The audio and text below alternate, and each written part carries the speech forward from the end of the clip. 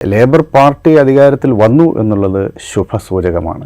14% vote അവിടുത്തെ reform UK party, അത് തീവ്ര വലതുപക്ഷ പാർട്ടിയാണ്, അവർ നേടിയിരിക്കുന്നു എന്നത് ചെറിയ കാര്യമല്ല. യൂറോപ്പിലെ ഒരു മൂവ്മെൻറ്റ് വളരെ ശക്തമാണ്. അവർ പല രാജ്യങ്ങളും ഫലസ്തീനിന് അനുകൂലമായിട്ടുള്ള നിലപാട് ഇപ്പോൾ സ്വീകരിക്കുന്നുണ്ട് ഇപ്പോഴത്തെ ഒരു സംഘർഷത്തിൻ്റെ പശ്ചാത്തലത്തിൽ. ഇതിനകത്ത് ചില അൾട്രാ നാഷണലിസ്റ്റ് എലമെൻറ്റ്സ് ഒക്കെ പ്രവർത്തിക്കുന്നുണ്ട്.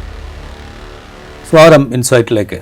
നമ്മൾ സംസാരിക്കുന്നത് ബ്രിട്ടനിലെ തെരഞ്ഞെടുപ്പിനെ കുറിച്ചാണ്. ബ്രിട്ടീഷ് പാർലമെൻറ്റിലേക്ക് നടന്ന തെരഞ്ഞെടുപ്പിൽ കൺസർവേറ്റീവ് പാർട്ടിയുടെ അധികാരത്തിലിരുന്ന ഋഷി സുനക്കിൻ്റെ നേതൃത്വത്തിൽ അധികാരത്തിലിരുന്ന കൺസർവേറ്റീവ് പാർട്ടി വലിയ പരാജയം ഏറ്റുവാങ്ങി. ലേബർ പാർട്ടി കീർ സ്റ്റാമറുടെ നേതൃത്വത്തിൽ അധികാരത്തിലേക്ക് വരികയാണ്. അദ്ദേഹം പ്രധാനമന്ത്രി പദം ഏറ്റെടുത്തു കഴിഞ്ഞിരിക്കുന്നു. 412 സീറ്റ്, 650 അംഗ പാർലമെൻറ്റിൽ 412 സീറ്റാണ് ഇതിനകം ലേബർ പാർട്ടി നേടിയത്. 2-3 സീറ്റുകൾ കൂടി അവർ ജയിച്ചേക്കാം. കുറച്ച് സീറ്റുകളുടെ ഫലം കൂടി വരാനുണ്ട്. കൺസർവേറ്റീവ് പാർട്ടിക്ക് 121 സീറ്റിലേക്ക് ഒതുങ്ങേണ്ടി വന്നു. യൂറോപ്പിൽ മറ്റ് 2024 തെരഞ്ഞെടുപ്പുകളുടെ വർഷമാണ്. 2020 നമ്മുടെ രാജ്യത്ത് തെരഞ്ഞെടുപ്പ് കഴിഞ്ഞു. ഭരണപക്ഷത്തിന് ശക്തമായ താക്കീത് നൽകുന്ന ഒരു തെരഞ്ഞെടുപ്പ് വിധി നമ്മുടെ രാജ്യത്തുണ്ടായി. ബ്രിട്ടനിൽ ഭരണപക്ഷത്തെ മാറ്റിക്കൊണ്ടാണ് ജനം വിധി എഴുതിയത്. ഇറാനിൽ തെരഞ്ഞെടുപ്പ് നടന്നുകൊണ്ടിരിക്കുന്നു. ഫ്രാൻസിൽ തെരഞ്ഞെടുപ്പ് നടക്കുന്നു. ഇനി അമേരിക്കൻ പ്രസിഡന്റ് തെരഞ്ഞെടുപ്പ് ഈ വർഷം നടക്കാനുണ്ട്. യൂറോപ്പിൽ തീവ്ര വലതുപക്ഷ പാർട്ടികൾക്ക് പ്രാമുഖ്യം ലഭിച്ചുകൊണ്ടിരിക്കുന്ന ഒരു കാലത്ത് ബ്രിട്ടനിൽ ഇടതുപക്ഷത്തോ അല്ലെങ്കിൽ മധ്യപക്ഷത്തോ നിൽക്കുന്ന ഒരു പാർട്ടി അധികാരത്തിലേക്ക് വരികയാണ്. അതും നീണ്ട 14 വർഷത്തിന് ശേഷം. 2009 കൺസർവേറ്റീവ് പാർട്ടി അവിടെ അധികാരം പിടിച്ചതാണ്. ഡേവിഡ് കാമറൂൺ ആയിരുന്നു അന്ന് പ്രധാനമന്ത്രി. അത് കഴിഞ്ഞ് ബോറിസ് ജോൺസൺ, തെരേസ മേ, പിന്നെ ഏറ്റവും അവസാനം ഋഷി സുനക്. വലിയ വിമർശനങ്ങൾ കൺസർവേറ്റീവ് പാർട്ടിക്കുള്ളിൽ നിന്ന് തന്നെ ഉണ്ടായതിനെ തുടർന്നാണ് നേരത്തെ പാർലമെൻറ്റ് പിരിച്ചുവിട്ട് തെരഞ്ഞെടുപ്പ് നടത്താൻ ഋഷി സുനക് തീരുമാനിക്കുന്നത്. രാജ്യത്തിൻ്റെ സാമ്പത്തിക പ്രതിസന്ധി വലിയ തോതിൽ വിഷമതകൾ സൃഷ്ടിച്ച ഒരു അവസരത്തിലായിരുന്നു ഋഷി സുനക് പ്രധാനമന്ത്രിയാവുന്നത്. കുറച്ചൊക്കെ സാമ്പത്തികമായി സ്റ്റെബിലിറ്റി കൈവരിക്കാൻ കഴിഞ്ഞു എന്ന് അവകാശപ്പെട്ടുകൊണ്ടാണ് ഋഷി സുനക് തെരഞ്ഞെടുപ്പിനെ നേരിട്ടത്. നേരത്തെ പാർലമെൻറ്റ് പിരിച്ചുവിടാൻ തയ്യാറായിരുന്നു. നമുക്കൊപ്പം ഉള്ളത് ഡോക്ടർ PJ വിൻസെൻ്റാണ്, വിദേശകാര്യ വിദഗ്ധൻ കൂടിയ അധ്യാപകൻ.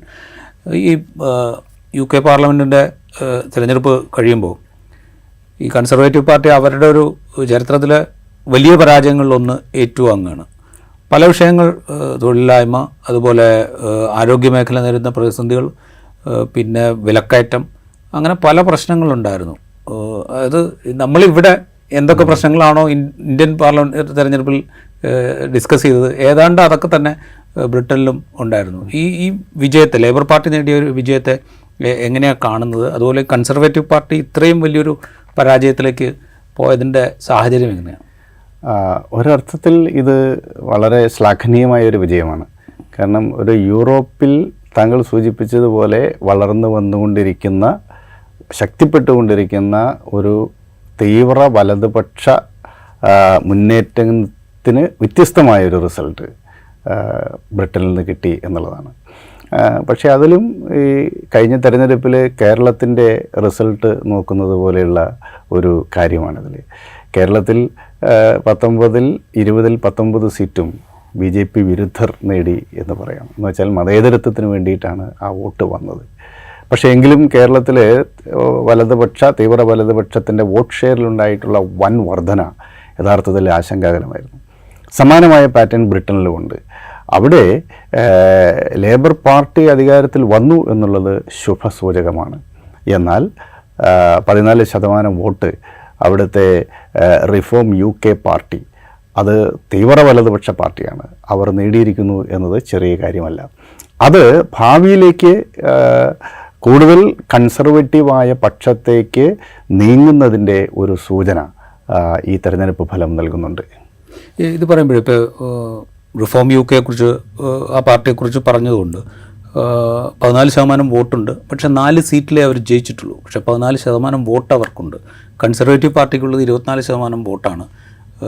ഈ 412 സീറ്റ് നേടിയ ലേബർ പാർട്ടിക്കുള്ളത് ഏതാണ്ട് 36% വോട്ട് മാത്രമാണ്.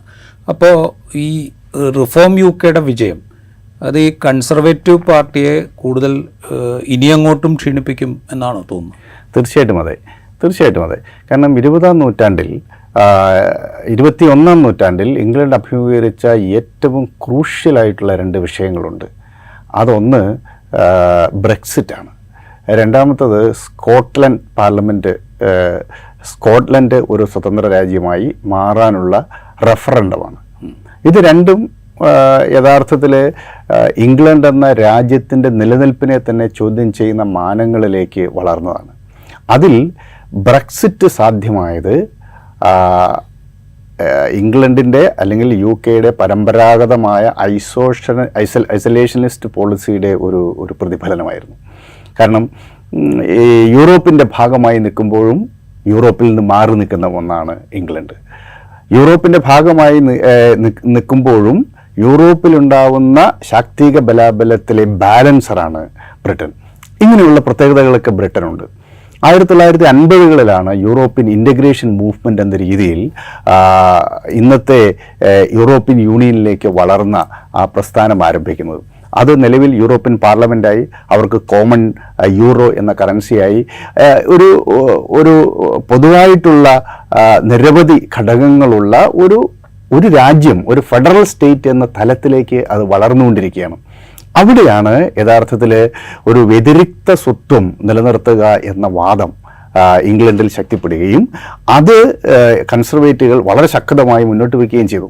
അങ്ങനെയാണ് ബ്രെക്സിറ്റിൽ ഡേവിഡ് കാമറൂൺ യഥാർത്ഥത്തിൽ ബ്രെക്സിറ്റിൽ തുടരണം എന്ന അഭിപ്രായക്കാരനായിരുന്നു. പക്ഷേ വോട്ട് ബ്രെക്സിറ്റിന് അനുകൂലമായിട്ടാണ് വന്നത്. അത് പ്രധാനമായിട്ടും അതിൻ്റെ കാരണം അവിടെയുള്ള കുടിയേറ്റക്കാരുടെ പ്രശ്നമുണ്ട്, മധ്യവർഗത്തിന് ജോലി നഷ്ടപ്പെടുന്ന വിഷയം. മാത്രമല്ല ഈ കുടിയേറ്റക്കാരിൽ മഹാഭൂരിപക്ഷവും സിറിയ, വെസ്റ്റ് ഏഷ്യൻ മേഖലയിൽ നിന്നുള്ള മുസ്ലിം അഭയാർത്ഥികളാണ്. ഇവർ ഇംഗ്ലണ്ടിൻ്റെ സ്വാഭാവികമായിട്ടുള്ള സംസ്കൃതിയെ തകർക്കുന്നു, നിരന്തരമായിട്ട് ലോ ആൻഡ് ഓർഡർ പ്രശ്നങ്ങൾ ഉണ്ടാകുന്നു, ക്രൈം റേറ്റ് കൂടുന്നു എന്ന് തുടങ്ങിയിട്ടുള്ള വാദങ്ങളാണ് ഉയർത്തിയത്, അവിടുത്തെ തീവ്ര വലതുപക്ഷം ഉയർത്തിയത്. ആ വാദത്തെ സ്പിയർഹെഡ് ചെയ്ത് മുന്നോട്ട് കൊണ്ടുപോയത് കൺസർവേറ്റീവ് പാർട്ടിയാണ്. അതേസമയം ബ്രെക്സിറ്റ് സാധ്യമായി. പക്ഷേ ബ്രെക്സിറ്റ് എന്തുകൊണ്ട് വേണം എന്ന് അവർ മുന്നോട്ട് വെച്ച ഒരു ലക്ഷ്യവും അവർക്ക് നേടാൻ സാധിച്ചില്ല. കാരണം അവിടുത്തെ തൊഴിലില്ലായ്മയുടെ പ്രശ്നം പരിഹരിക്കാൻ സാധിച്ചിട്ടില്ല, സാമ്പത്തിക സുസ്ഥിരത ഉണ്ടായിട്ടില്ല, സെക്യൂരിറ്റി പ്രശ്നങ്ങൾ ഇപ്പോഴും തുടരുകയാണ്. അങ്ങനെ ഒരു പ്രശ്നത്തിനും അവർക്ക് പരിഹാരം കാണാൻ സാധിച്ചില്ല. ഇതോടൊപ്പമാണ് ഈ സ്കോട്ട്ലൻഡിലെ വിഷയം വരുന്നത്. യുണൈറ്റഡ് കിങ്ഡം എന്നത് 4 രാജ്യങ്ങൾ ചേർന്നതാണ്. യഥാർത്ഥത്തിൽ 4 രാജ്യങ്ങൾ എന്ന് പറയുന്ന 4 യൂണിറ്റുകൾ ചേർന്ന ഒരു ഫെഡറേഷനാണത്. അതിൽ ഇംഗ്ലണ്ട് ഉണ്ട്, വെയിൽസ് ഉണ്ട്, പിന്നെ സ്കോട്ട്ലൻഡ് ഉണ്ട്, നോർത്തേൺ അയർലൻഡ് ഉണ്ട്. അതിൽ ഈ സ്കോട്ട്ലൻഡ് എക്കാലത്തും വ്യതിരിക്തമായ സ്വത്വം നിലനിർത്തിയിട്ടുള്ള ഒരു രാജ്യമാണ്. അവർ ഈ ആംഗ്ലോ സാക്സൺ പിറ്റ്സ് എന്ന് പറയുന്ന ആ ഒരു ജർമാനിക് ട്രൈബിൻ്റെ ഗണത്തിൽപ്പെട്ടവരുമല്ല. അവർ എത്നിക്കലി കുറച്ച് ഡിഫറെൻ്റ് ആയിട്ടുള്ള ഒരു ജനതയാണ്. സ്കോട്ട്ലൻഡിൽ 57 സീറ്റുകളാണ് സ്കോട്ട്ലൻഡിന് പാർലമെൻറ്റിനുള്ളത്. താങ്കൾ നേരത്തെ സൂചിപ്പിച്ച പോലെ 650 അംഗ ഇംഗ്ലീഷ് പാർലമെൻറ്റിൽ 57 അംഗങ്ങൾ. ഈ 57 മഹാഭൂരിപക്ഷവും സീറ്റുകൾ ഇപ്പോൾ നേടിക്കൊണ്ടിരിക്കുന്നത് അവിടുത്തെ സ്കോട്ടിഷ് നാഷണൽ പാർട്ടിയാണ്. ഈ സ്കോട്ടിഷ് നാഷണൽ പാർട്ടിയാണ് ഈ UK എന്ന് പറയുന്ന യുണൈറ്റഡ് കിങ്ഡത്തിൽ നിന്ന് സെപ്പറേറ്റ് ചെയ്ത് സ്വാതന്ത്ര്യം പ്രാപിക്കണം, എന്നിട്ട് സ്കോട്ട്ലൻഡ് ഒരു സ്വതന്ത്ര രാജ്യമായി നിൽക്കണം എന്ന വാദം മുന്നോട്ട് വെച്ചത്. എന്നാൽ 2% ആ റഫറൻഡം പരാജയപ്പെടുന്നത്. 52% ആളുകൾ UK തുടരണമെന്നും 48% ആളുകൾ 48% ആളുകൾ തുടരണ്ട എന്നും പറഞ്ഞു. അപ്പോൾ ഒരു ചെറിയ ഒരു മാർജിനിലാണ് അന്ന് സ്കോട്ട്ലൻഡ് തുടർന്നത്. പക്ഷേ അത് തുടരുമ്പോഴും സ്കോട്ട്ലൻഡിലെ ഈ സ്കോട്ടിഷ് നാഷണൽ പാർട്ടി എന്ന പ്രാദേശിക സ്വത്വ പാർട്ടിക്കായിരുന്നു അവിടെ മഹാഭൂരിപക്ഷം. കഴിഞ്ഞ 2019 ഇലക്ഷനിൽ 48 സീറ്റാണ് അവർ നേടിയത്. പക്ഷേ ഈ 2024 തെരഞ്ഞെടുപ്പിൻ്റെ ഒരു പ്രത്യേകത ഈ സ്കോട്ടിഷ് നാഷണലിസം തകർന്നടിഞ്ഞു എന്നുള്ളതാണ്. അവർ മുഖ്യധാരയിൽ നിൽക്കുവാൻ തീരുമാനിച്ചു.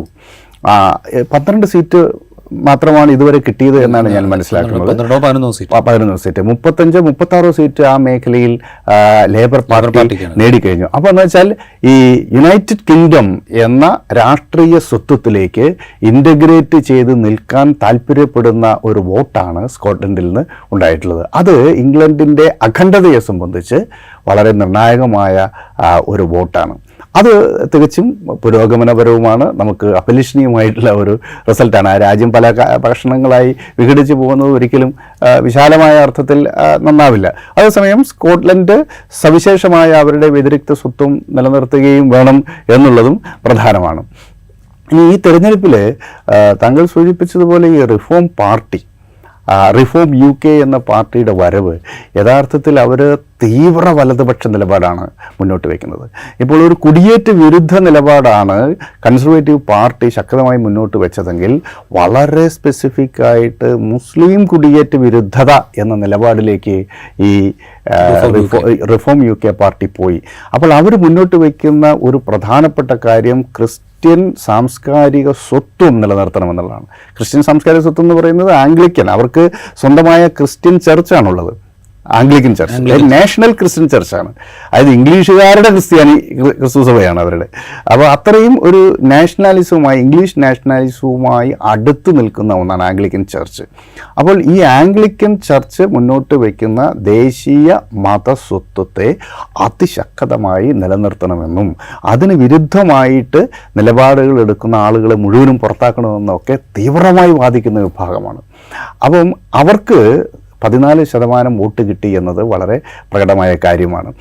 അതിൽ ഇപ്പോൾ കഴിഞ്ഞ 2019 തെരഞ്ഞെടുപ്പിൽ 42.4% വോട്ടാണ് കൺസർവേറ്റീവ് പാർട്ടി കിട്ടിയത്. അത് ഏകദേശം 22.3% കുറഞ്ഞു. 20% സ്വിംഗ് ആണ് ഉണ്ടായത്. ഈ 20% സ്വിങ്ങിൽ 14% വോട്ട് നേടിയത് റിഫോം UK പാർട്ടിയാണ്. അപ്പോൾ ബാക്കി ഒരു 5% ഒക്കെ സ്വാഭാവികമായി വരുന്ന ഒരു സ്വിംഗ് ആണ്. അപ്പോൾ ഈ UK ഒരു മാസ്റ്റർ സ്പോയിലറായി മാറിയില്ലായിരുന്നുവെങ്കിൽ ഇവർ തമ്മിൽ ശക്തമായ ഒരു കൺസർവേറ്റീവ് ബ്ലോക്കും ശക്തമായ ഒരു ലേബർ ബ്ലോക്കും ഉണ്ടാവും. ലേബർ പാർട്ടിക്ക് വ്യക്തമായ ഒരു ഭൂരിപക്ഷം കിട്ടും എന്നുള്ള നിലയേ ഉണ്ടാകുമായിരുന്നുള്ളൂ. എന്നാൽ ഇപ്പോൾ തകർന്നടിഞ്ഞു. അത് 625 അംഗ പാർലമെൻറ്റിൽ 326 വോട്ടിൻ്റെ ഭൂരിപക്ഷം മതി. അത് 412 എത്തുമ്പോൾ ലേബർ പാർട്ടിക്ക് അവിടെ വലിയ ഭൂരിപക്ഷം ലഭിക്കുന്നു എന്ന സാഹചര്യം ഉണ്ടാകുന്നു. പക്ഷേ ഇത് പോസിറ്റീവായിട്ട് നമ്മൾ കാണുമ്പോൾ തന്നെ ഈ 14% വോട്ട് എന്നത് തീർച്ചയായിട്ടും ആശങ്കപ്പെടുത്തുന്ന കാര്യമാണ്. അപ്പോൾ ഇത് ഇനിയിപ്പോൾ സംഭവിക്കാനുള്ള 2 സാധ്യതകൾ, ഈ റിഫോം പാർട്ടിയുടെ ആശയങ്ങൾ അപ്പടി കൺസർവേറ്റീവുകൾക്ക് എടുക്കേണ്ടവരും അവർക്ക് നഷ്ടപ്പെട്ട ഈ വോട്ട് ബാങ്ക് തിരിച്ചു പിടിക്കാൻ. അപ്പോൾ കൂടുതൽ കൺസർവേറ്റീവായി കൂടുതൽ വലതുപക്ഷത്തേക്ക് കൺസർവേറ്റീവ് പാർട്ടിക്ക് നീങ്ങേണ്ട വരും എന്നുള്ള പ്രശ്നം ഇത് ഉണ്ടാക്കുന്നുണ്ട്. ഇത് പറയുമ്പോഴേ ഇപ്പോൾ ഈ സ്റ്റാമർ അധികാരത്തിൽ വരുമ്പോൾ മൈഗ്രേഷൻ ഒരു വലിയ പ്രശ്നമായിട്ട് ഈ തെരഞ്ഞെടുപ്പിൽ ഡിസ്കസ് ചെയ്യപ്പെട്ടിരുന്നു. അതിൽ ഏറ്റവും പ്രധാനം ഈ പറഞ്ഞ പോലെ അഭയാർത്ഥികളായി കുടിയേറുന്ന മനുഷ്യന്മാരെക്കുറിച്ചുള്ള കാര്യമാണ്. അനധികൃതമായിട്ടോ അധികൃതമായിട്ടോ ഉള്ള അഭയാർത്ഥികൾ, അനധികൃതമായിട്ടോ അധികൃതമായിട്ടോ ഉള്ള കുടിയേറ്റക്കാർ, ഇവരൊരു വലിയ പ്രശ്നമായിട്ട് അവിടെ അവതരിപ്പിക്കപ്പെട്ടിട്ടുണ്ട്. ഈ ലേബർ പാർട്ടിക്ക് പോലും ഈ പുതിയ സാഹചര്യത്തിൽ ഇപ്പോൾ ഈ റിഫോം UK പോലുള്ള പാർട്ടി ഇത്രയും വലിയ വോട്ട് ശതമാനം കൈവരിക്കുമ്പോൾ ഈ മൈഗ്രേഷൻ്റെയൊക്കെ കാര്യത്തിൽ അവർ പറഞ്ഞുകൊണ്ടിരിക്കുന്ന കുറച്ച് ലിബറലായിട്ടുള്ള, കുറച്ച് മനുഷ്യത്വപരമായിട്ടുള്ള സമീപനം തുടരാൻ സാധിക്കുമോ? തീർച്ചയായിട്ടും സാധിക്കില്ല. ലേബർ പാർട്ടി ഒരു സെൻട്രൽ ലെഫ്റ്റ് പാർട്ടിയോ അല്ലെങ്കിൽ സെൻട്രൽ റൈറ്റ് പാർട്ടിയോ എന്ന് വേണമെങ്കിൽ പറയാവുന്നതാണ്. പക്ഷേ അവർക്ക് ഈ പേരിൽ മാത്രമല്ല ലേബർ ഉള്ളൂ. യഥാർത്ഥത്തിൽ 1990കളിൽ ഗ്ലോബലൈസേഷനെ മുന്നോട്ട് കൊണ്ടുപോയത് അമേരിക്കൻ പ്രസിഡന്റും ബ്രിട്ടീഷ് പ്രധാനമന്ത്രിയും ചേർന്നല്ലേ. അതിനെ മുന്നോട്ട് നയിച്ച ബ്രിട്ടീഷ് പ്രധാനമന്ത്രി ലേബർ പാർട്ടിയുടെ സമുന്നത നേതാവായ ടോണി ബ്ലെയറാണ്. അപ്പോൾ അതുകൊണ്ട് ലേബർ പാർട്ടി എത്രമാത്രം ലെഫ്റ്റാണ് എന്നുള്ളത് യഥാർത്ഥത്തിൽ അത് കൺസർവേറ്റീവ് പാർട്ടി എടുക്കുന്നതിനേക്കാൾ ശക്തമായ ആഗോളീകരണ നയങ്ങളാണ് ടോണി ബ്ലെയർ സ്വീകരിച്ചത്. മാത്രമല്ല അക്കാലത്ത് അമേരിക്ക നടത്തിയിട്ടുള്ള അന്താരാഷ്ട്ര ഇടപെടലുകൾക്ക് മുഴുവനും കലവറയില്ലാത്ത പിന്തുണ നൽകിയ നയമായിരുന്നു ടോണി ബ്ലെയറിൻ്റേത്. അപ്പോൾ അതുകൊണ്ട് ലേബർ ആയതുകൊണ്ട് ഈ നയത്തിൽ അഫ്ഗാൻ അധിനിവേശം അടക്കമുള്ള എല്ലാ കാര്യങ്ങളിലും അപ്പോൾ നമുക്ക് അങ്ങനെ ഒരു പ്രതീക്ഷ യഥാർത്ഥത്തിൽ വെക്കേണ്ട കാര്യമില്ല. പക്ഷേ അവരുടെ മുന്നിലുള്ള ഇമ്മീഡിയറ്റ് ആയിട്ടുള്ള വിഷയം തീർച്ചയായിട്ടും ഈ സാമ്പത്തിക പ്രശ്നങ്ങളെ അഡ്രസ്സ് ചെയ്യുക എന്നുള്ളതായിരിക്കും. അതിൽ ഇപ്പം ഡേവിഡ് കാമറൂൺ ഒരു വളരെ മെസ്മറൈസിങ് ലീഡറായിരുന്നു. അദ്ദേഹം 2014 അദ്ദേഹത്തിന് ഈ ബ്രെക്സിറ്റിൽ പരാജയപ്പെട്ടപ്പോൾ അദ്ദേഹം രാജിവെച്ചല്ലോ. അദ്ദേഹം ഒരു പരിധിവരെ ആ ബ്രിട്ടീഷ് സിസ്റ്റത്തെ മുന്നോട്ട് കൊണ്ടുപോകുന്നതിൽ വിജയിച്ചു. ആ ടോറി ഗവൺമെൻറ്റിൻ്റെ പതനത്തിന് ഏറ്റവും വലിയ സംഭാവനകൾ നൽകിയത് ബോറിസ് ജോൺസണും അതുപോലെ ലിസാ ട്രസുമാണ്. തെരേസ മേയുടെ കാലം കുറച്ചു കാലമായിരുന്നെങ്കിൽ അവർക്ക് ഒരു പരിധിവരെ ഒരു കൺസെൻസസ് ഉണ്ടാക്കാൻ സാധിച്ചു. അതേസമയം ബോറിസ് ജോൺസൺ ആണെങ്കിൽ വ്യക്തിപരമായും അങ്ങേയറ്റം വലതുപക്ഷമായിരുന്നു, ഭരണകൂടവും അങ്ങേയറ്റം വലതുപക്ഷമായിരുന്നു. ലിസാസ്ട്രസിനാകട്ടെ യാതൊരു നിയന്ത്രണവും ഭരണകൂടത്തിൻ്റെ മേലെ ഉണ്ടായുമില്ല. അപ്പോൾ ഈ ഒരു ലെഗസിയുടെ മേലെയാണ് അവസാനം ഋഷി സുനക്ക് വരുന്നത്. ഋഷി സുനക്ക് ഒരു പരിധി വരെ മാനേജ് ചെയ്തു എന്ന് പറയാം. അതുകൊണ്ടാണ് അദ്ദേഹത്തിന് ഇത്ര കാലം തുടരാൻ സാധിച്ചത്. അല്ലെങ്കിൽ അദ്ദേഹത്തിന് നേരത്തെ രാജിവെച്ച് പോകേണ്ടവന്നാണ്. അപ്പം when compare to Liz Truss Rishi Sunak is comparatively better.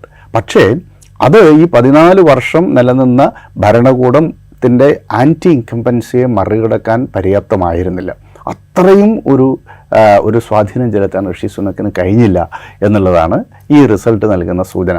അപ്പം തീർച്ചയായിട്ടും ഈ നിരന്തരമായ ഭരണപരാജയങ്ങൾ അതിൽ എത്രയധികം സ്വത്വവാദവും പ്രാദേശിക പ്രശ്നങ്ങളും ഒക്കെ അത് ആളുകളെ വൈകാരികമായി സ്വാധീനിക്കുന്ന വിഷയങ്ങൾ മുന്നോട്ട് വെച്ചാലും ജീവൽ പ്രശ്നങ്ങൾ അതിന് മേലെ നിൽക്കുമെന്നുള്ളതാണ് അവിടെ നൽകുന്ന റിസൾട്ടിൻ്റെ. ഇന്ത്യയിലും അത് തന്നെയാണ് ഞാൻ കാണുന്നത്.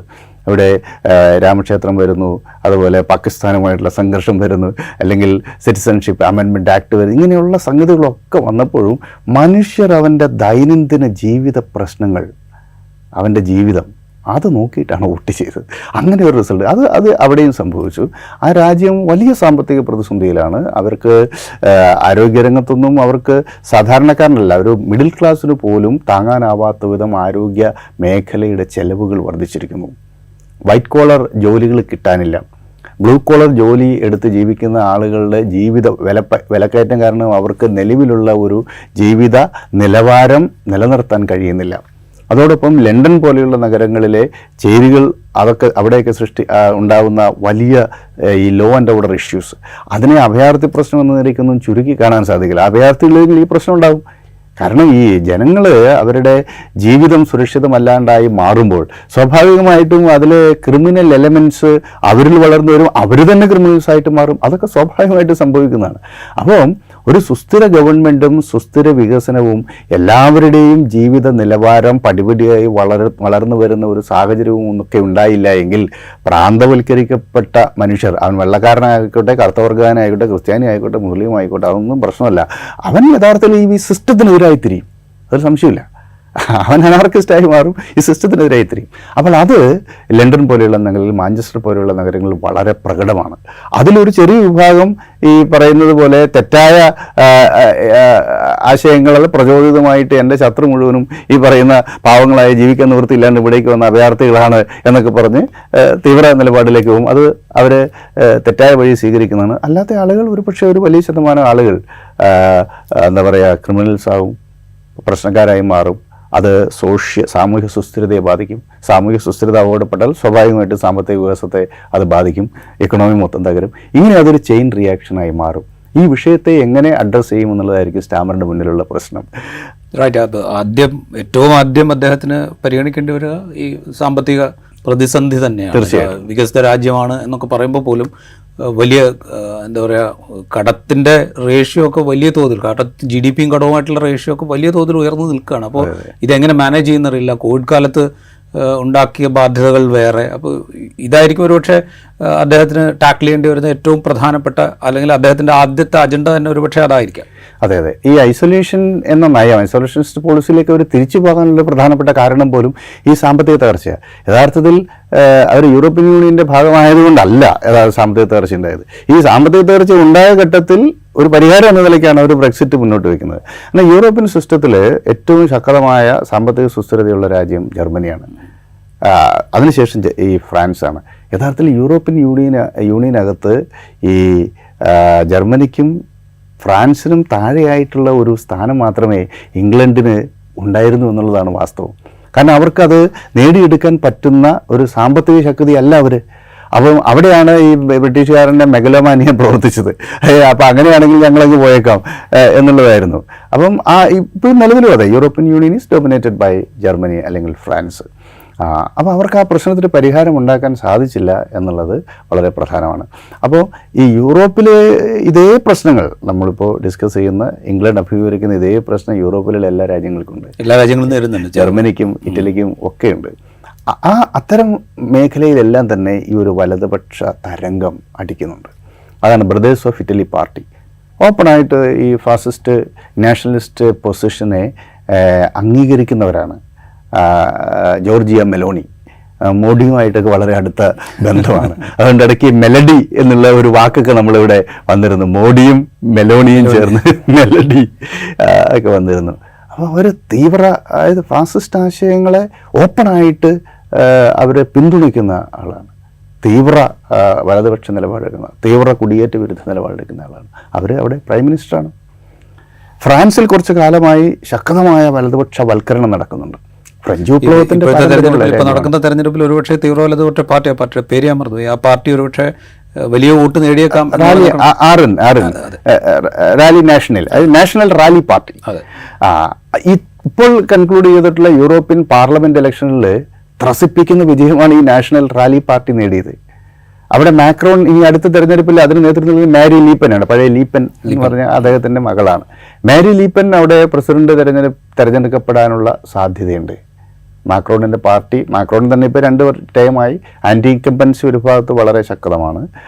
എങ്കിലും ഈ ഉക്രൈൻ റഷ്യ വിഷയത്തിലും ഒക്കെ ആയിട്ട് കുറച്ച് ശക്തമായ ഒരു നിലപാട് എടുക്കുന്ന ഒരാൾ ഇപ്പോൾ മാക്രോണാണ്. അതുകൊണ്ട് മാക്രോണിൻ്റെ സ്വീകാര്യതയൊക്കെ ഇപ്പോഴും ശക്തമാണ്. വളരെ പോപ്പുലറായിട്ടുള്ള നേതാവാണ്. പക്ഷേ 2 ടൈം കഴിഞ്ഞാൽ പിന്നെ മത്സരിക്കാൻ പറ്റില്ല എന്ന് തോന്നുന്നു. അതെ, രീതി അനുസരിച്ച്. അപ്പോൾ എനിക്ക് തോന്നുന്നു അടുത്ത തെരഞ്ഞെടുപ്പിൽ നിലവിൽ മാരി ലീപ്പൻ അവിടെ ഈ യൂറോപ്യൻ പാർലമെന്റ് തെരഞ്ഞെടുപ്പിൽ അവർ നേടിയ വിജയത്തിൻ്റെ ഒരു മാനദണ്ഡം വെച്ച് നോക്കിയാൽ മാരി ലീപ്പൻ ഒരുപക്ഷെ അടുത്ത തെരഞ്ഞെടുപ്പിൽ അവിടെ അധികാരത്തിൽ വരാൻ സാധ്യതയുണ്ട്. ഇത് പറയുമ്പോൾ നമ്മളിപ്പോൾ സ്റ്റാമറിൻ്റെ കാര്യത്തിലേക്ക് തിരിച്ചു വന്നു കഴിഞ്ഞാൽ, സ്റ്റാമർ ഇലക്ഷൻ സമയത്തൊക്കെ ഫലസ്തീൻ രാജ്യമായിട്ട് അംഗീകരിക്കണം എന്ന് നിലപാടെടുത്തിരുന്നു. അത് അദ്ദേഹം പരസ്യമായിട്ട് പറഞ്ഞിട്ടുണ്ട്. അപ്പോൾ ഗസയിൽ ഇപ്പോൾ നടന്നുകൊണ്ടിരിക്കുന്ന സമാനതകളില്ലാത്ത ക്രൂരതയ്ക്ക് അതിലൊക്കെ ഒരു ബ്രിട്ടൻ തുടർന്നു വരുന്ന പോളിസിയിൽ നിന്നൊരു മാറ്റം പ്രതീക്ഷിക്കാൻ പറ്റുമോ? അതുപോലെ ഉക്രൈൻ്റെ കാര്യത്തിൽ സാമ്പത്തിക സഹായം ഉക്രൈന് കൊടുക്കാനുള്ളത് വലിയ തുക കൊടുക്കാൻ ബ്രിട്ടീഷ് പാർലമെൻറ്റ് നേരത്തെ തീരുമാനിച്ചതാണ്. അത് കൊടുക്കാൻ കഴിഞ്ഞിട്ടില്ല. അപ്പോൾ ഇത്തരം കാര്യങ്ങളിലൊക്കെ ഒരു നയപരമായ മാറ്റം പ്രതീക്ഷിക്കാമോ ലേബർ പാർട്ടി അധികാരത്തിൽ വരുമ്പോൾ? തീർച്ചയായിട്ടും ഒരു കൺസർവേറ്റീവിൽ നിന്ന് കുറച്ചുകൂടെ മാനുഷിക മുഖമുള്ള ഒരു വിദേശ നയം സ്റ്റാമർ സ്വീകരിക്കും എന്നുള്ള കാര്യത്തിൽ സംശയമില്ല. നമ്മൾ പക്ഷേ രണ്ടും സാമ്രാജ്യത്വ ഫോറിൻ പോളിസി തന്നെയാണ് ഇവരുടേത്. ഗ്ലോബലൈസേഷൻ മാനുഷിക മുഖം ഉണ്ടെങ്കിലും ഇല്ലെങ്കിലും ഗ്ലോബലൈസേഷൻ ഈസ് ഗ്ലോബലൈസേഷൻ. അത് കഴുത്തറപ്പൻ മത്സരത്തിൻ്റെ ഒരു ലോകം തന്നെയാണ്. പക്ഷേ ഇപ്പോൾ നമ്മൾ യൂറോപ്പിലെ ഒരു മൂവ്മെൻറ്റ് വളരെ ശക്തമാണ്. അവർ പല രാജ്യങ്ങളും ഫലസ്തീന് അനുകൂലമായിട്ടുള്ള നിലപാട് ഇപ്പോൾ സ്വീകരിക്കുന്നുണ്ട് ഇപ്പോഴത്തെ ഒരു സംഘർഷത്തിൻ്റെ പശ്ചാത്തലത്തിൽ. ഇപ്പോൾ ഉദാഹരണമായിട്ട് ഇപ്പം അയർലൻഡ്, അതുപോലെ നോർവേ, സ്വീഡൻ തുടങ്ങിയ രാജ്യങ്ങൾ ഈ ഫലസ്തീൻ ഒരു സ്വന്തം രാജ്യമായി അംഗീകരിക്കുന്ന നിലയൊക്കെ ഉണ്ട്. പക്ഷേ അതൊക്കെ പോസിറ്റീവാണ്. പക്ഷെ അതൊന്നും പ്രായോഗികമായി ഒരു മാറ്റം ഉണ്ടാക്കില്ല എന്നുള്ളതാണ്. കാരണം ഈ അറബ് നിലവിലൊരു ഗസ ഇസ്രായേൽ സംഘർഷത്തിൽ ഇസ്രായേലിനെ ഏതെങ്കിലും തരത്തിൽ ഇൻഫ്ലുവൻസ് ചെയ്യാൻ ഈ രാജ്യങ്ങൾക്കൊന്നും പറ്റില്ല. അവിടെയാണ് പ്രശ്നം. അത് അമേരിക്ക തന്നെ വിചാരിക്കണം. അമേരിക്കയോ അല്ലെങ്കിൽ ബ്രിട്ടനിപ്പം ഒരു കുറച്ച് ഒരു സോഫ്റ്റ് ആയിട്ടുള്ളൊരു പൊസിഷൻ സ്വീകരിച്ചാൽ അതെന്ത് മാറ്റം ഉണ്ടാക്കുക? കാരണം അത് അമേരിക്ക വീറ്റോ ചെയ്യും. അമേരിക്ക വീറ്റോ ചെയ്യുന്നിടത്ത് ആ പ്രശ്നം അവസാനിപ്പിക്കും. അപ്പോൾ മാത്രമല്ല, ഇതിനകത്ത് ചില അൾട്രാ നാഷണലിസ്റ്റ് എലമെൻറ്റ്സ് ഒക്കെ പ്രവർത്തിക്കുന്നുണ്ട്. ഇപ്പോൾ 21ാം നൂറ്റാണ്ടിൽ ഗ്ലോബലൈസേഷൻ്റെ കാലത്ത് കമ്മ്യൂണിസ്റ്റ് ആശയങ്ങൾ, സോഷ്യലിസ്റ്റ് ആശയങ്ങൾ മുന്നോട്ട് കൊണ്ടുപോയ 2 പ്രധാനപ്പെട്ട നേതാക്കളാണ് ജെറമി കോർബിൻ, ലേബർ പാർട്ടിയുടെ കോർബിനിസം എന്ന് പറയുന്ന സംഗതി. അത് അമേരിക്കയിലാണെങ്കിൽ ബേണി സാൻഡേഴ്സിൻ്റെയാണ് ഡെമോക്രാറ്റിക് സോഷ്യലിസം എന്ന ആശയം. ഈ ഒക്കുപോയി വാൾസ്ട്രീറ്റ് മൂവ്മെൻ്റ് അല്ല അതുണ്ടായത്. ഈ ബേണി സാൻഡേഴ്സ് തന്നെ അമേരിക്കയിൽ ഈ ഗസ ഇസ്രായേൽ യുദ്ധത്തിൽ ഇസ്രായേലിന് അനുകൂലമായ നിലപാടാണ്. ജെറമി കോർബിൻ്റെ ഒരു ഇൻ്റർവ്യൂ ഉണ്ടായിരുന്നു. ജെറമി കോർബിൻ ഒരു സമതുലിത നിലപാടാണ് എടുക്കുന്നത്. അപ്പം ഈ ഒരു പൊസിഷൻ വളരെ പ്രധാനമാണ്. കാരണം ഇവർ ഈ മറ്റ് രാജ്യങ്ങളുമായി ബന്ധപ്പെട്ട വിഷയത്തിൽ ഒരുപക്ഷെ ഒന്നുകിൽ വളരെ ഉയർന്ന ഒരു എത്തിക്കൽ പൊസിഷൻ എടുത്ത് നെടുങ്കൻ പ്രസ്താവനകൾ നടത്തുകയും പ്രായോഗികമായിട്ട് അവരെന്ത് ചെയ്യും, തങ്ങളുടെ രാജ്യത്തിന് താല്പര്യമുള്ള നിലപാട് സ്വീകരിക്കുകയും ചെയ്യും. ഇതാണ് അവർ ചെയ്തു വരുന്നത്. അതിൽ നിന്ന് വിരുദ്ധമായിട്ടുള്ള നിലപാട് കോൾഡ് വാർ കാലഘട്ടത്തിൽ സോവിയറ്റ് യൂണിയൻ സ്വീകരിച്ചിട്ടുണ്ട്. വേറെ ആരും സ്വീകരിച്ച് കാണുന്നില്ല. ഇപ്പം ചൈനയും സോവിയറ്റ് യൂണിയനും യഥാർത്ഥത്തിൽ ഫലസ്തീൻ അനുകൂല നിലപാടിലാണ്. പക്ഷേ ഒരാക്ഷൻ അവരുടെ ഭാഗത്തുനിന്ന് ഉണ്ടാകുന്നുണ്ടോ? ഇല്ല. സോവിയറ്റ് യൂണിയൻ അല്ല, റഷ്യ ഉണ്ടാകുന്നില്ല. അവരെ ചെയ്യില്ല. കാരണം എന്താ വെച്ചാൽ അവിടെ പോയി ഒരു ഇടപെടൽ നടത്തുവാനോ അതിൻ്റെ ഭാഗമായിട്ട് തങ്ങളുടെ രാജ്യത്തിന് എന്തെങ്കിലും ഒരു പ്രയാസം ഉണ്ടാക്കാനോ അവർ തയ്യാറല്ല എന്നുള്ളതാണ്. അപ്പോൾ അങ്ങനെ ഒരു ബാലൻസ് ഓഫ് പവറിലേക്ക് ഓരോ രാജ്യങ്ങളും അവരവരുടെ ദേശീയ താല്പര്യങ്ങളെ, നാഷണൽ ഇൻട്രസ്റ്റിനെ മാത്രം മുൻനിർത്തി ഫോറിൻ പോളിസി, വിദേശ നയം രൂപപ്പെടുത്തുന്നതിലേക്ക് ആഗോള ഇൻ്റർനാഷണൽ പൊളിറ്റിക്സ് മാറിയിട്ടുണ്ട്. അപ്പോൾ അതുകൊണ്ട് ഈ ഫലസ്തീൻ നയത്തിൽ ഒരു പക്ഷേ കുറച്ചുകൂടെ ലിബറൽ, കൺസർവേറ്റീവിൽ നിന്ന് വ്യത്യസ്തമായി കുറച്ചുകൂടെ ഒരു മാനുഷികമായ നിലപാട് സ്റ്റാമറും ലേബർ പാർട്ടിയും സ്വീകരിച്ചേക്കാം. പക്ഷേ അത് ഫലസ്തീനിലെ പാവപ്പെട്ട മനുഷ്യരെ സംബന്ധിച്ചിടത്തോളം അവിടെ കൊല ചെയ്യപ്പെടുന്ന മനുഷ്യരുടെ ജീവിതത്തിൽ എന്തെങ്കിലും മാറ്റം വരുമെന്നോ, അല്ലെങ്കിൽ ഇന്നത്തെ ഗസയും ഇന്നത്തെ വെസ്റ്റ് ബാങ്കും കിഴക്കൻ ജെറുസലേമും ചേർത്ത് കിഴക്കൻ ജെറുസലേം തലസ്ഥാനമാക്കി ഒരു സ്വതന്ത്ര ഫലസ്തീൻ ഉണ്ടാകുമെന്നോ ഒന്നും നമുക്ക് കരുതാൻ സാധിക്കില്ല. അതിൻ്റെ പ്രധാനപ്പെട്ട കാര്യം നമ്മൾ ഡിസ്കസ് ചെയ്തിട്ടുണ്ട്. ഗാസ മാത്രമേ ഉള്ളൂ. കാരണം West Bank is not there technically speaking. West ബാങ്കിൻ്റെ 68% ഇസ്രായേലിൻ്റെ നിയന്ത്രണത്തിലാണ്. അപ്പം ഇനിയിപ്പോൾ ഈസ്റ്റേൺ ജെറുസലേമിലേക്ക് ഒരു കാരണവശാലും കടക്കാൻ ഇസ്രായേൽ അനുവദിക്കില്ല. Partition of Jerusalem is not possible. കാരണം ഈ കിഴക്കൻ ജെറുസലേം തലസ്ഥാനമാക്കുക എന്ന് പറഞ്ഞാൽ ജെറുസലേമിൻ്റെ വിഭജനമാണ്. Quite impossible. അത് ചെയ്യാൻ സാധ്യതയില്ല. പിന്നെ ചെയ്യാവുന്ന ഒരേ ഒരു കാര്യം ഇതാണ്, ഗസയെ ഒരു സ്വതന്ത്ര രാജ്യമാക്കുക. അത് നടക്കും. കാരണം അത് ഗസ എന്താ പറയുക, ആ ഗസയിലെ ആളുകളുടെ 23 ലക്ഷം മനുഷ്യരുടെ മനസ്സിലാണ് ആ രാജ്യം ഇരിക്കുന്നത്. അതിനെ എടുത്തു കളയാൻ പറ്റില്ല. ഇന്ത്യയായിട്ടുള്ള നിലപാടുകളിലോ ലേബർ പാർട്ടി അധികാരത്തിൽ വരുമ്പോൾ എന്ത് ചേഞ്ചാണ് നമ്മൾ എക്സ്പെക്റ്റ് ചെയ്യേണ്ടത്? പരമ്പരാഗതമായ നിലപാട് വലിയ പ്രശ്നങ്ങളില്ലാതെ കണ്ടിന്യൂ ചെയ്യും എന്നത് മാത്രമേ ഉള്ളൂ. കാരണം ഇന്ത്യയായിട്ട് വലിയ ബന്ധമുണ്ടാക്കും, ഫ്രീ ട്രേഡ് എഗ്രിമെൻ്റ് നടപ്പാക്കാൻ ശ്രമിക്കും, ഇത്തരം ഒരുപാട് കാര്യങ്ങൾ സ്റ്റാമർ ഓൾറെഡി പറയുന്നുണ്ട്. അതെ അതെ, അതിൽ ഒരു പക്ഷേ കുറച്ചുകൂടെ നല്ല ഒരു ബന്ധമുണ്ടായേക്കാം. അത് പക്ഷേ നമ്മളെക്കാൾ ഉപരി അവർക്ക് ആവശ്യമാണ് മുന്നോട്ട് പോകാൻ. പക്ഷേ അതിലുള്ള ഒരു സാധ്യത യഥാർത്ഥത്തിൽ ഈ സാമ്പത്തിക സഹകരണത്തിനപ്പുറത്തേക്ക് ഇപ്പോൾ ഫ്രാൻസുമായിട്ടെല്ലാം ഇന്ത്യ ഇപ്പോൾ ഫ്രാൻസ് വളരെ പ്രധാനപ്പെട്ട ഒരു രാജ്യമായി മാറിയിട്ടുണ്ട്. എന്നാൽ റഷ്യ കഴിഞ്ഞാൽ ഇപ്പോൾ ഇന്ത്യ ഏറ്റവും അധികം ആയുധങ്ങൾ വാങ്ങിക്കൊണ്ടിരിക്കുന്ന യൂറോപ്പിൽ ഫ്രാൻസുമായിട്ട് വളരെ ത്വരിതഗതിയിൽ ഈ സ്ട്രാറ്റജിക് ബന്ധങ്ങൾ വളർന്നു വരികയാണ്. അപ്പോൾ നമുക്കിപ്പോൾ ഇന്ത്യ തന്ത്രപരമായി ആശ്രയിക്കുന്ന രാജ്യങ്ങൾ എന്ന് പറഞ്ഞാൽ റഷ്യ, ഫ്രാൻസ്, ഇസ്രായേൽ, അമേരിക്ക എന്നുള്ള നിലയ്ക്ക് ചുരുങ്ങി. അപ്പോൾ യഥാർത്ഥത്തിൽ ഒരു ബ്രിട്ടീഷ് കോളനി എന്ന നിലയ്ക്ക്, കോമൺവെൽത്തിലെ അംഗം എന്ന നിലയ്ക്കൊക്കെ ഒരുപക്ഷെ ഫ്രാൻസുമായി രൂപപ്പെടുത്തിയതിനേക്കാൾ ശക്തമായ ബന്ധങ്ങൾ, അത് സാമ്പത്തിക ബന്ധങ്ങളും യുദ്ധോപകരണങ്ങളുടെ ഇറക്കുമതിയുടെ കാര്യത്തിലൊക്കെ ഉണ്ടാക്കാൻ സാധ്യതയുള്ള ഒരു രാജ്യമാണ് ബ്രിട്ടൻ. അതിനെ ടാപ്പ് ചെയ്യുന്ന രീതിയിൽ ഒരു ഇന്ത്യ സെൻട്രിക് ആയിട്ടുള്ള, ഇന്ത്യയെ നോക്കുന്ന ഒരു നയം അവർ സ്വീകരിച്ചിട്ടില്ല. അത് ഋഷി സുനക് എന്ന ഇന്ത്യൻ വംശജൻ അവിടെ പ്രധാനമന്ത്രി ആയിരുന്ന സമയത്തും അത്തരത്തിലൊരു നയം രൂപീകരിക്കുന്നതിൽ അവർക്ക് സാധിച്ചിട്ടില്ല. അപ്പം അതിലെ ഒരു മാറ്റം ഉണ്ടാക്കാൻ ഒരു പക്ഷേ സ്റ്റാമറിന് കഴിഞ്ഞാൽ അത് ആ രാജ്യത്തിനും നല്ലതാണ്, ഇന്ത്യക്കും നല്ലതാണ്. അപ്പം ഇന്ത്യ ഇപ്പോൾ look east policy, act east policy എന്നൊക്കെ പറയുന്നത് പോലെ ഇന്ന് ലോകത്തിലെ ഏറ്റവും വലിയ രണ്ടാമത്തെ മാർക്കറ്റായി മാറിയിരിക്കുകയാണല്ലോ ഭാരതം. അപ്പോൾ അതിൻ്റെ ഒരു വലുപ്പം നമുക്ക് കുറച്ച് കാണാൻ സാധിക്കില്ല. ലോകത്തിലെ ഏറ്റവും അധികം ജനങ്ങൾ അധിവസിക്കുന്ന രാജ്യം, ലോകത്തിലെ ഏറ്റവും വലിയ ഡെമോക്രസി, ലോകത്തിലെ ഏറ്റവും ശക്തമായ മൂന്നാമത്തെയോ നാലാമത്തെ സൈനിക ശക്തി, ഇങ്ങനെയൊക്കെയുള്ള ഏത് പാരാമീറ്റർ എടുത്ത് നോക്കിയാലും തന്ത്രപരമായി ഇന്ത്യയോട് കൂടുതൽ ശക്തമായ ബന്ധം വളർത്തിയെടുക്കണം.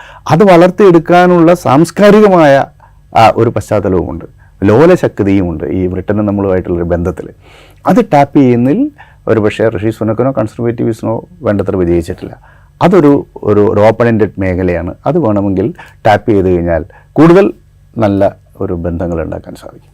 അവസാനമായിട്ട് ഇപ്പം നമ്മൾ നേരത്തെ പറഞ്ഞ് തുടങ്ങിയതിൽ നിന്ന് തന്നെ തുടങ്ങിയതുമായി ബന്ധപ്പെട്ട് തന്നെ ചോദിക്കാം. ഈ റിഫോം UK പാർട്ടി 14% വോട്ട് നേടുമ്പോൾ അവിടെ ഈ ഫാർ റൈറ്റ് അല്ലെങ്കിൽ തീവ്ര വലതുപക്ഷത്തിൻ്റെ വളർച്ച നമ്മൾ കാണുന്നുണ്ട്.